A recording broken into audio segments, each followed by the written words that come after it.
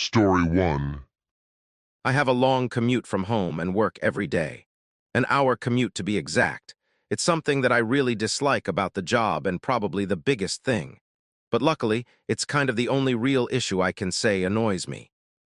The job pays well, and as far as I'm concerned, that makes up for the gas that I have to pay because of it.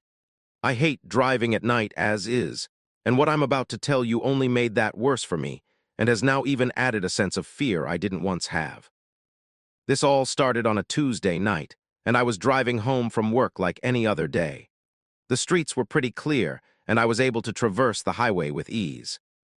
This amazing ease of access was cut short, though, when I was stopped by the unsettling discovery of someone lying on the side of the highway. Next to them, their car with, for some reason, all the doors open. When I mean all doors, I do mean just that. All four doors to the car were open for some odd reason.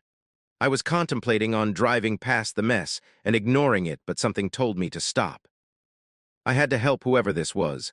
They could easily get hurt if someone didn't notice them lying in the street. I came to a halt and slowly got out the car, checking to see if there were cars coming behind me. The closer I got to the person, I realized they were completely out cold. I don't know what happened, but they were on the ground in front of me, even snoring at that. I tugged on the person, which I soon realized was a woman, which made this even more insane to me. To my surprise, she jumped up instantly as if she'd been submerged in water. "Are you all right?" I asked her with concern on my face.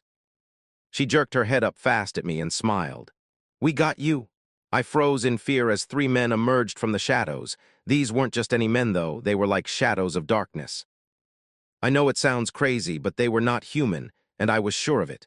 One of them let out a scream and lunged for me, but I went right past him and got in my car.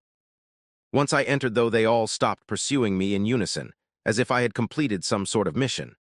They all put their hands together to form a triangle and went back into the darkness, the woman getting back on the ground. I was so lost as to what was taking place, but I wasn't going to wait around any longer. I floored the gas pedal and left that god-forsaken area. Whatever was taking place there, I didn't want to wait around to find out. I called the police and reported it, so I hope someone checks it out. Story 2.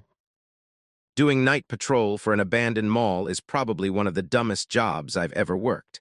When I first saw the application, I really didn't think it was real. What kind of job is patrolling an abandoned mall? Apparently, even when there are malls that are abandoned, sometimes there still needs to be some sort of police or security presence to ward off looters, and if not, that some malls that are abandoned are likely to get reopened later down the road. So they want them patrolled to not get destroyed by people on the outside. Even though I was worried to work the job at first, I still applied and planned to work 3 days from the day I had applied. I wish now that I had listened to my gut instinct and not applied at all.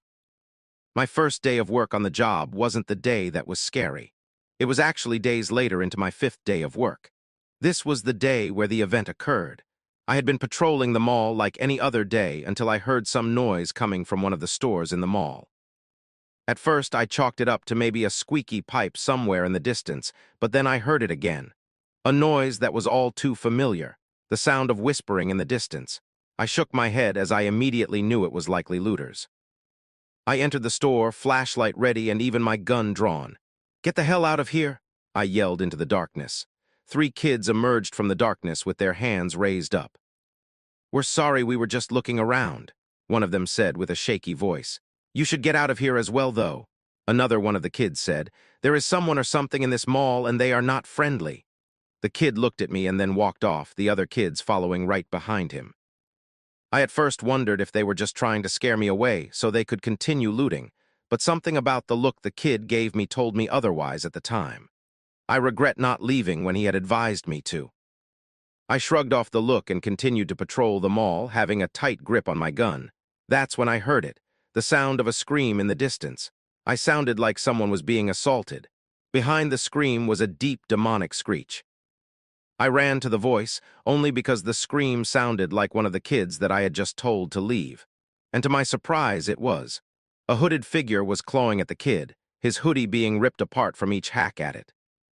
I lifted my gun and shot the hooded figure, causing it to run towards me unfazed. The thing clawed at me this time, slashing my shoulder and making me drop my gun. I ran away towards the kid. He had already began running before me and screaming for help.